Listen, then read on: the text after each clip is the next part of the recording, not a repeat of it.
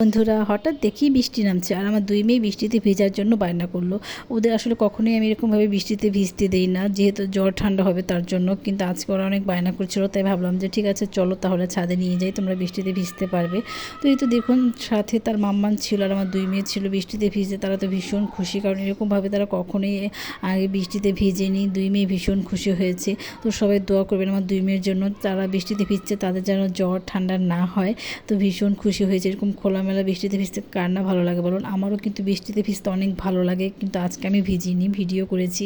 আর ওরা বৃষ্টিতে ভিজেছে, অনেক মজা করেছে ওরা। তো বৃষ্টি আসলে তেমন একটা নামেনি, থেমে গিয়েছে। তার জন্য আমরা পাইপ দিয়ে পানি ছিটিয়ে ছিটিয়ে দিয়েছি আর ওরা মজা করেছে। আর এইদিকে দেখুন বৃষ্টি থেমে গেছে আর গাছগুলো দেখতে মাশাআল্লাহ কত সুন্দর লাগছে। তো বৃষ্টি শেষ, এখন চলে যাব, কিন্তু রোদ উঠে গেছে দেখুন। কিন্তু আমার ছোটো মেয়ে কিছুতেই আসতে চাচ্ছিল না, সে আবারও সেই পাইপ দিয়ে গোসল করবে, তার জন্য পাইপ নিয়ে টানাটানি করছিল। তো লাস্টে সে পাইপ নিয়ে টানা করতে পানি খেয়ে ফেলেছে। এই তো দেখুন আবার সে যাবে পাইপের কাছে। তো আজকের ভিডিওটা এই পর্যন্ত। যদি ভালো লাগে অবশ্যই সেটা লাইক করবেন, শেয়ার করবেন। Tata, bye bye.